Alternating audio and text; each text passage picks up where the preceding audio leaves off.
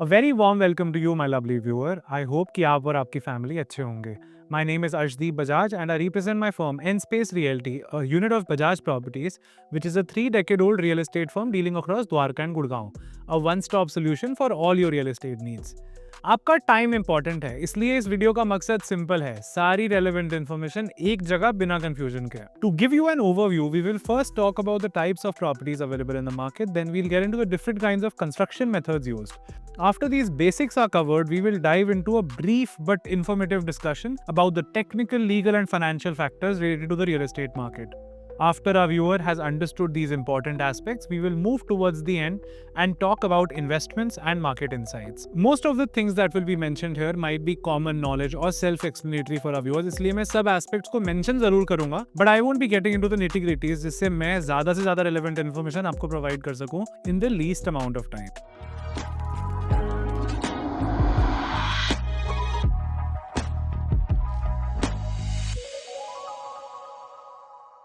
There are 6 basic types of residential properties: apartments and flats, independent houses, villas, studio apartments, farmhouses, and plotted developments. Most of these terms are self-explanatory, but if you want to read about them, you may screenshot the following. Similarly, for commercial spaces, there are 4 basic types of commercials: office spaces, retail spaces, SCOs, and high street commercials. Out of these 4, we can talk about SCOs and high street commercials. An SCO is a commercial plot where you can build a shop on the ground floor and an office or storage above it. You own both the land and the building. Common in places like Gurgaon, these are great for business owners who want to operate and own their space. For example, M3M SCO in Sector 113. Since SCOs can also be part of a retail belt, it's important to understand high street commercial. These are open front shops along prime roads or market stretches designed for high visibility and footfall. Malls जो centrally air conditioned होते हैं उनसे अलग, high street open air होते हैं and allow independent branding and flexible operations. An SEO is an individual plot you can customize, while a high street is more about the location style, a continuous stretch of shops, cafes and showrooms directly serving customers.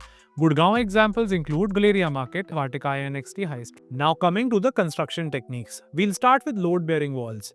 These are structural walls that support the weight of floors, roof or other walls above them, transferring the load to the foundation. They are not just partitions, so बिना proper engineering approval के remove या modify करना building की safety को compromise कर सकता है. Brick and mortar construction. This is the traditional method using bricks, cement and manual labor, which has been used for centuries and is commonly used in small-scale construction projects. इसमें concrete pillars और linter का use करके building का superstructure ready होता है and then partitions for roof are made using bricks and mortar. Time-tested positives are that it is highly customizable and repair-friendly, but it takes a considerable amount of time to complete and is more prone to cracks and seepages than the modern techniques. Now talking about Maivan construction. काफी बात होती है इस construction के बारे में आजकल. Maivan is a form-based technique जिसमें पूरे फ्लोर का aluminium frame बना के उसमें concrete pour किया जाता है. Once the concrete sets, the frame is removed, creating a single solid RCC structure where slabs and many walls together bear the building's full load. In full Maivan construction, most internal and external walls are load-bearing, so changes are very limited. In hybrid Maivan, some internal partitions may be made from cement blocks or bricks or other non-structural materials, giving it a bit more layout flexibility. Its main difference from traditional method is जहाँ पहले building majorly सिर्फ pillars से supported होती थी, अब पूरा structure ही एक बहुत बड़े pillar की तरह act करता है. Additionally, इसमें seepage और cracks के chances भी काफी कम होते हैं. The benefits of this technique include faster construction timeline and a better finished product with uniform quality. Now let's move on to the next technique, precast construction.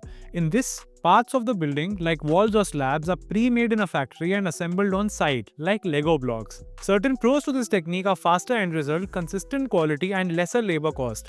It's commonly used in commercial projects and mass housing, but customized options are limited.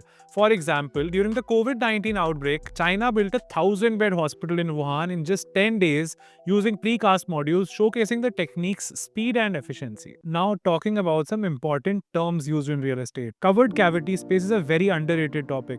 This refers to the designated space within a wall for built-in cupboards, which effectively adds to the carpet area of the room, as the cupboards technically don't occupy floor space. Simply put, आपको जो cupboards का area wall के अंदर ही carved out मिलता है उसे bedroom का usable space बढ़ जाता है। In a normal layout 2-3 feet of the room is taken up by cupboards, reducing usable size, whereas projects with cupboard cavity space keep the carpet area undisturbed, making the room feel more spacious and organized. Elevation की बात तो बहुत लोग करते हैं, but elevation exactly होता क्या है? इन रियल एस्टेट एलिवेशन का मतलब होता है कि बिल्डिंग का एक्सटर्नल व्यू कैसा है, which is also called the building's facade. It includes the look, structure and aesthetics of the structure such as balconies, windows, cladding and overall style. We'll talk about vastu now. बहुत लोग इस बारे में बात करते हैं, बट मैंने देखा है कई बार लोगों को क्लैरिटी नहीं होती कि वास्तु है क्या। Vastu Shastra is an ancient Indian architectural science which focuses on aligning your home with natural elements and energies to bring peace, health and prosperity. I know कि ये बहुत spiritual and religious sound करता है, but कई सारे vastu principles are based on actual scientific logic and are visible on your screen right now. अगर scientifically इसका actual reason समझें तो ये है कि अगर आपकी घर की एंट्री साउथ में होगी तो आपकी बालकनीज नेचुरली नॉर्थ में आ जाएंगे and north will never receive any sun, whereas अगर आपकी एंट्री नॉर्थ होंगी then balconies are in the south, then you get full day sun. तो अगर आप वास्तु नहीं भी मानते हैं, आप कुछ भी ना देखें, आप साउथ एंट्री का फ्लैट अवॉइड करेंगे तो शायद साइंटिफिकली भी आपके लिए बेटर होगा। Even if we do not believe in vastu at all, it will give us peace of mind and improves the resale value of the property अगर हम थोड़ी थोड़ी चीजों का ध्यान रख लें। न्यूमरोलॉजी में बिलीव करने वालों का ये मानना है कि numbers have a certain vibration और energy and they can influence our lives, including where we live. Each number is associated with certain traits which is visible on your screen.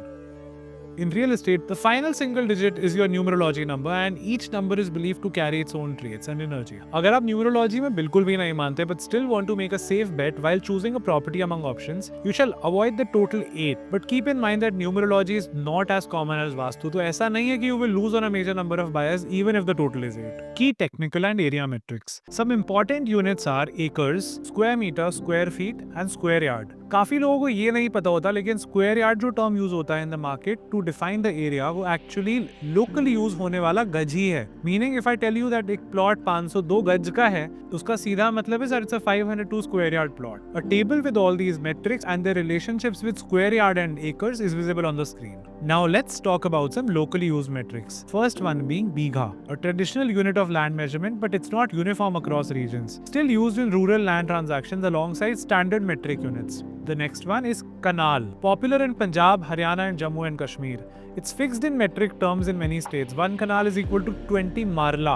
Its exact size can vary by region, but in most parts of India, one marla is considered equal to 272.25 square feet or 30.25 square yards. It is commonly used in real estate to measure plot sizes. For example, an 8 marla plot would typically be around 2178 square feet. Now, canal. Popular in Punjab, Haryana, Jammu and Kashmir. It's fixed in metric terms in many states. One canal is equal to 20 marla, so 1 acre is equal to 8 canal. Now we'll talk about Killa. It's an agricultural land unit especially used in Punjab and Haryana. 1 killa is equal to 1 acre. Killa is majorly used in farmland deals or government land records. A table with all these metrics and their relationship with acre is visible on the screen. If you have ever been in a plot buying process, you would have heard terms like Sher Mukha plot and Gau Mukha plot. A Sher Mukha plot is one that is wider at the front and narrower at the back. इसका मतलब फ्रंटेज ज्यादा होता है, which can be good for commercial visibility or a spacious entry in residential use. However, some believe it can lead to less privacy at the back, and in Vastu terms, it is sometimes considered less favorable for residences but good for shops or showrooms. Another type of an irregular plot is a Gau Mukha plot, which is narrower at the front and wider at the back. This design gives less frontage but a more private and spacious rear area.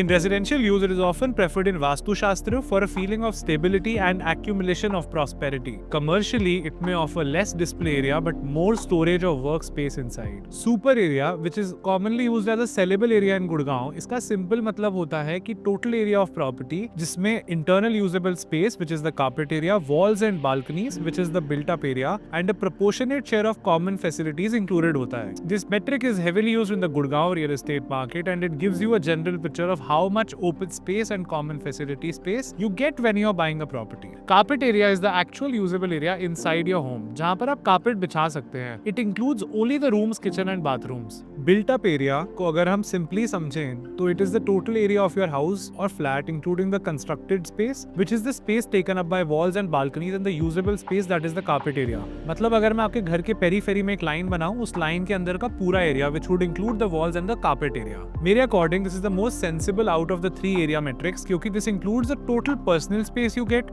when purchasing a property.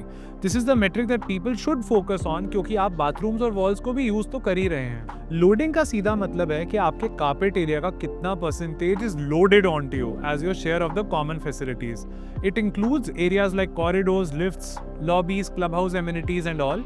ये metric हमें help करता है in estimating how much extra space you are paying for beyond what you actually use. For example, अगर एक property की loading percentage comes out to be 50%, this means you are paying 50% extra over your usable space for all the common facilities provided by the developer. You also need to consider that after you pay for these common facilities, you still need to pay monthly maintenance for the upkeep of the same. Let me be honest with you here. I don't talk about loading per se. I feel this metric leaves a lot of room for manipulation of numbers. जैसे you would have heard people saying loading 25% है, loading 32% है. But if we go by the actual formula, 90% of the claims in the market are either unclear or outrightly false, especially in the Gurgaon real estate market. To tackle this issue of inconsistencies in number, we came up with a metric called Common Area Ratio or CAR, since it gives us a clearer understanding of the percentage that we pay for the common areas associated with the project. What we do differently is we offset the super area with the built up area instead of the carpet area in loading. I think that balconies form an important part of our personal space, and the general area taken up by the constructed portion of the house, such as the walls, is although unusable,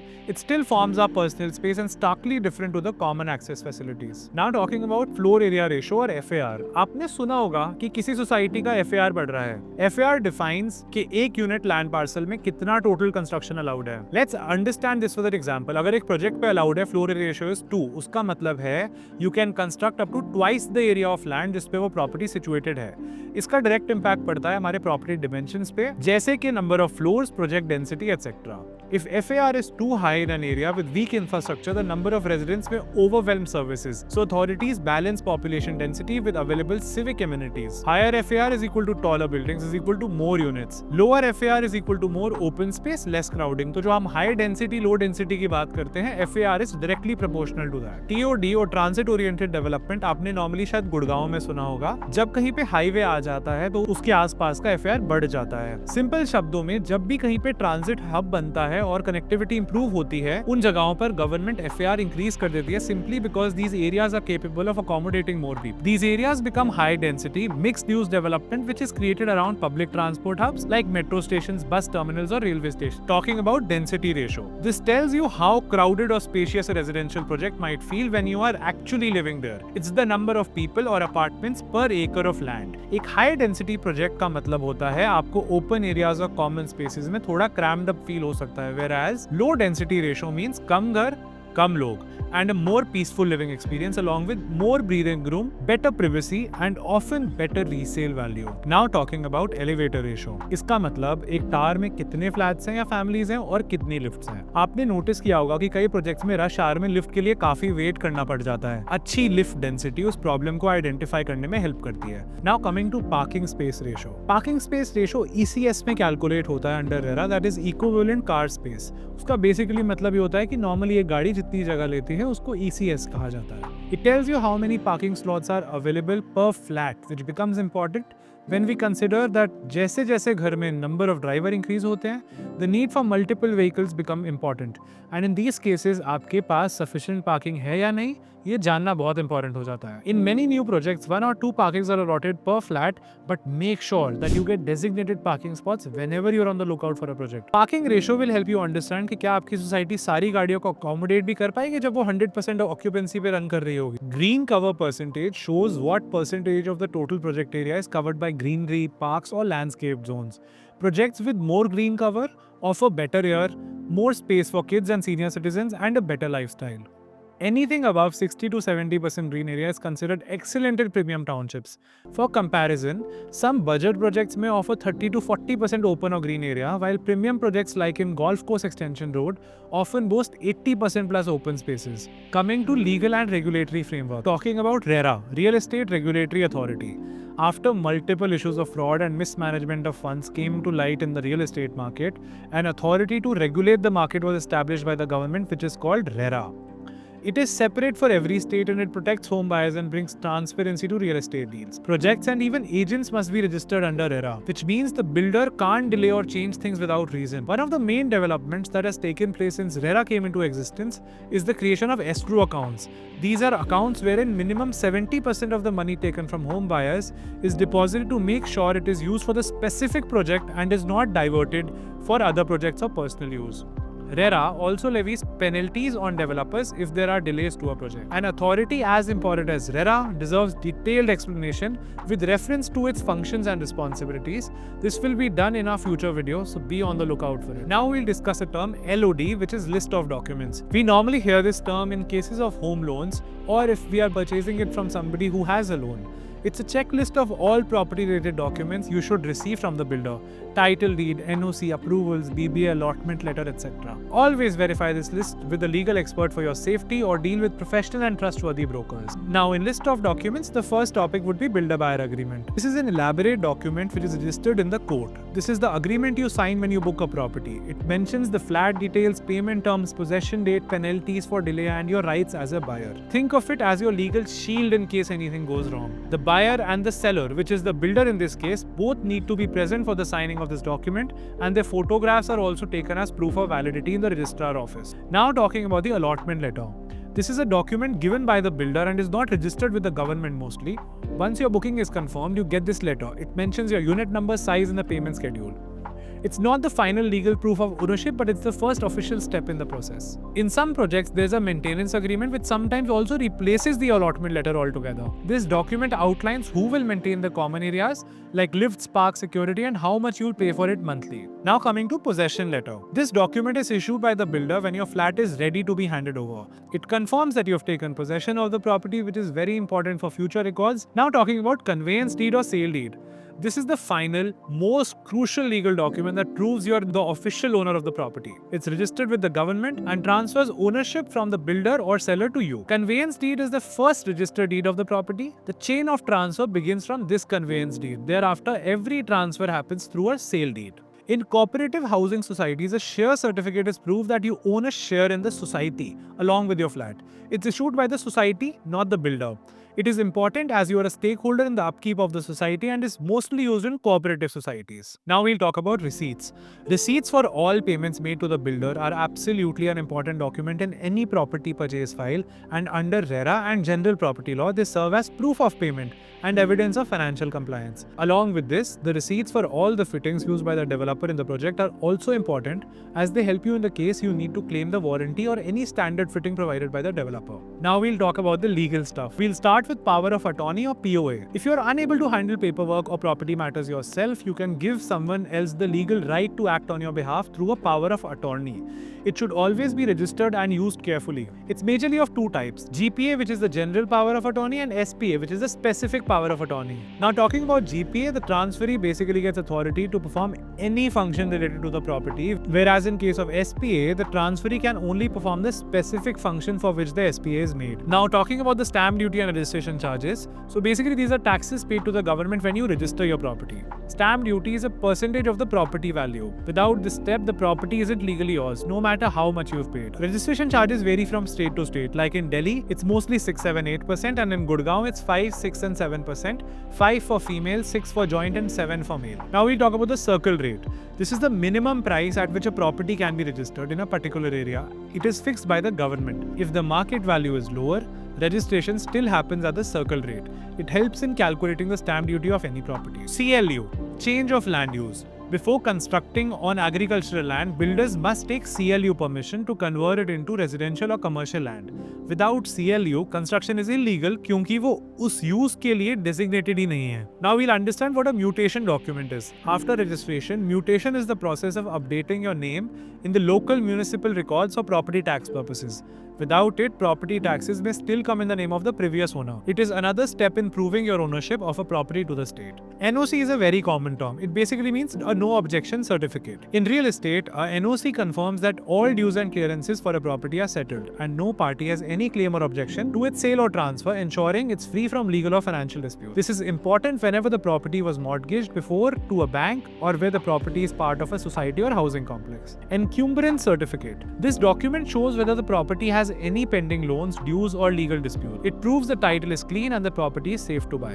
Now we'll talk about the financial and taxation basic. आपने कई बार leasehold, freehold करके term सुना होगा, उसको समझते हैं. A leasehold property is owned for a fixed lease term, commonly 30, 60 or 99 years, after which ownership reverts to the original owner, often a government body like DDA in Delhi or Huda in Gurgaon. इसमें आप building के मालिक होते हो, लेकिन जमीन की मालिक सरकार या अथॉरिटी होती है. Major changes or transfers may need their approval. Leasehold properties can sometimes be converted to a freehold property by paying a conversion fee to the concerned authority. In a freehold property, you own the building as well as the land it stands on with full ownership rights. मतलब जमीन और मकान दोनों आपके नाम होते हैं, and you can sell, transfer or modify it subject to local laws without government consent. In Delhi and Gurgaon, most private colonies and many newer developments are sold as freehold, giving buyers long-term security and easier resale. Now let's understand GST in real estates. GST, Goods and Services Tax, is applicable when you buy an under construction property. Usually it's 5% for homes and 1% for affordable housing. Ready to move in homes don't attract GST, which is why many buyers prefer them. GST is already included in the price the builder quotes, but always ask to be sure. The moment OC certificate is received from RERA by the developer, the property becomes ready to move in and doesn't attract GST liability. Now we'll talk about TDS. Form 26QB. If you are buying a property worth more than 50 lakhs, you need to deduct 1% TDS from the payment and deposit it with the government through Form 26QB. This is the buyer's responsibility, not the seller's. It's proof that you have paid your share of tax during the transaction and it's mandatory. TDS for NRIs.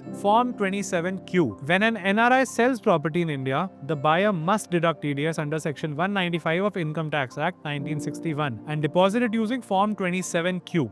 The exact rate of tax depends on how long the property was held. For long-term capital gains, basically properties held over 24 months, the base TDS rate is 20% plus a surcharge and cess. This makes the effective rate roughly 20.8 or 26 plus percentage depending on the gain amount. For short-term capital gains, basically held up to 24 months, the base rate is 30% with the same surcharge and cess rules, leading to an effective rate of about 31.2% to 39%. Now let's understand a pre-sanction of loan. This means getting your home loan approved before finalizing a property. It helps in understanding your exact budget. It helps you speed up the process once you find a property.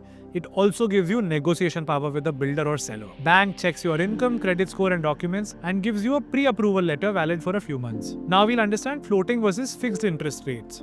Floating rate, considering as per market trends, can go up or down over time.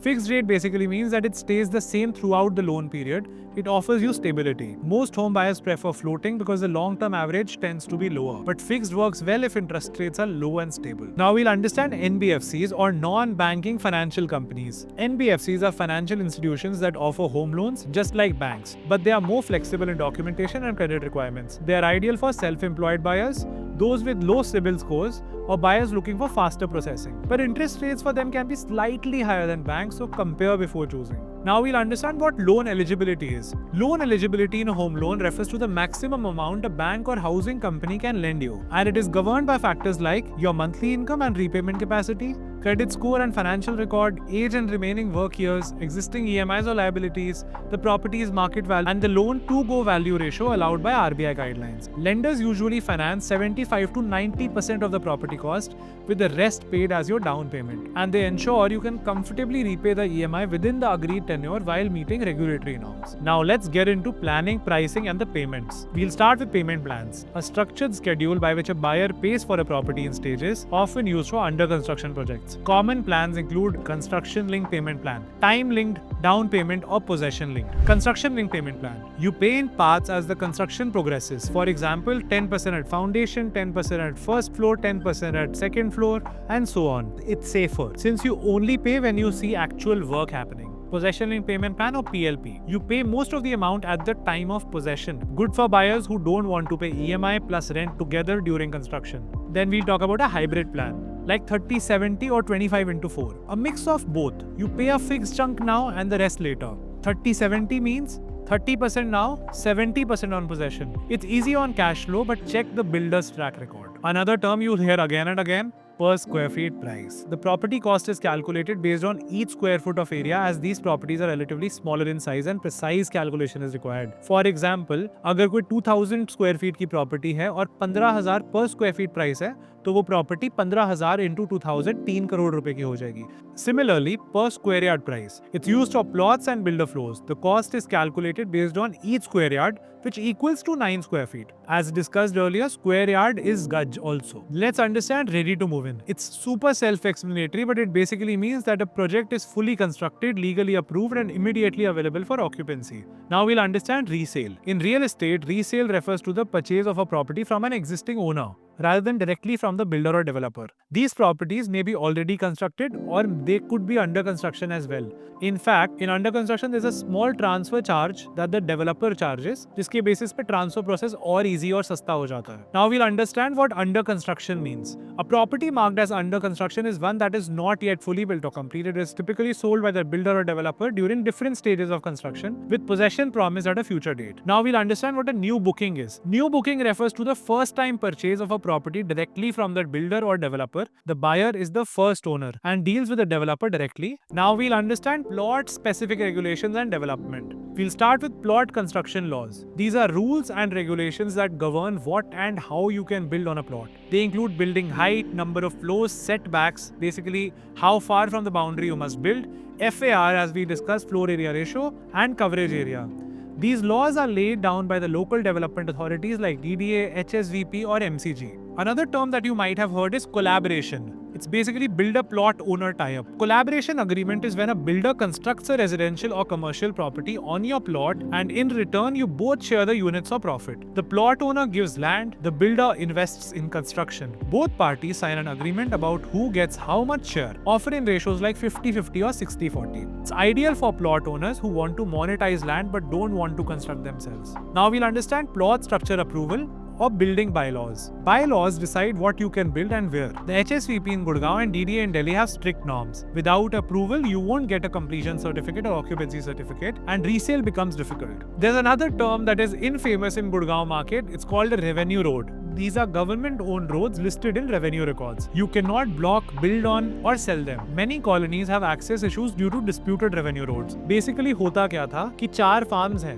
उनके पीछे वाले farm को access देने के लिए government ने उनको road दे दी. अब वो फार्म्स किसी बिल्डर ने खरीद लिए, but those roads were basically never sold. तो आपको कई बार ये रेवेन्यू रोड्स की प्रॉब्लम किसी प्रोजेक्ट के अंदर भी मिलेंगे. Now we'll understand interest free maintenance security और IFMS. These are one-time charges collected by the builders at the time of possession. It's used for future maintenance, lift repairs, paintwork, etc. It's non-refundable but essential to know the amount upfront. The idea behind IFMS is simple. अगर कोई sudden charge आ जाता है, the RWA should have enough funds to cater to that problem immediately. IFMS में interest free upward सुनते हैं, but वो interest free का मतलब ये है that you're not getting the interest back, but that amount is accumulating as time passes by. Let's say 100 crore रुपए का फंड हो जाता है, interest उस amount को बढ़ाता रहेगा. Now we'll understand IBMS. It's interest bearing maintenance security. IBMS is a deposit taken by the developer where interest earned is adjusted against your monthly maintenance bills, like in projects such as Soba City. But unlike IFMS, IBMS focuses on reducing regular maintenance costs. So while IBMS gives short-term relief, IFMS builds a stronger reserve for long-term needs. Now we'll understand what townships are in real estate. Township is a large-scale planned residential development with internal roads, parks, schools, shops, clubhouses, or even offices or hospitals. Think of it as a mini city within a city,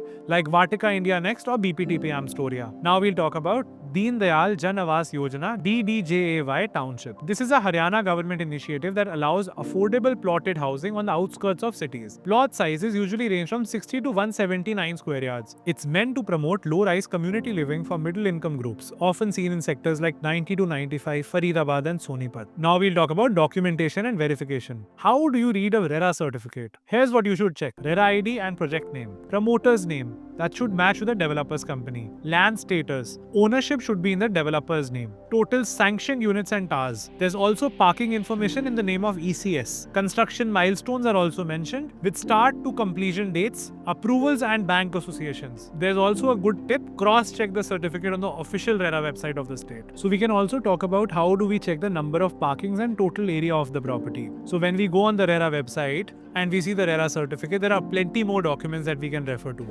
With the RERA website, we can also see the zoning plan, the master plan, and the number of parkings along with the phases in the project. Let's get into the market insights now. We can talk about rental yields. This is the annual rental income as a percentage of the property's value. Let's say the property price is rupees 1 crores and the monthly rent is 40,000 rupees. That amounts to 4.8 lakh rupees annually. The yield would be 4.8 lakhs divided by 1 crore into 100 and it would get us 4.8%. So that would be our rental yield. Now we'll understand what exactly sets the price. It's demand and supply. So we'll talk about demand supply dynamics. When more people want to buy homes and there are fewer options available, prices go up. This is high demand, low supply. But when there are too many homes and less buyers, prices either stagnate or fall. This is high supply, low demand. Demand rises quickly when a new metro line is announced or a big company sets up nearby or a government scheme like DDJAY launches. On the other hand, supply may take time due to approvals, RERA norms, etc., creating price spikes in certain sectors. A very important topic in the same ambit would be buyer's market versus seller's market. In a buyer's market, buyers have the upper hand. Builders give discounts, flexible payment plans and extra offers because inventory is high and demand is low. In a seller's market, sellers rule. Prices are firm, inventory is limited, and good properties get snapped up within days or weeks. Now we'll talk about how the idea of home has evolved. Today's buyer, especially the younger generation, wants luxury, lifestyle, high-rise living with views and brand appeal, proximity to offices, faster upgrades. So nowadays people are moving homes every 5 to 7 years. Gurgaon delivers that mindset. And with that, I thank you. मुझे अपना time देने के लिए. This is Arshdeep Bajaj and you can connect for all your real estate needs on the given number 8181 858787.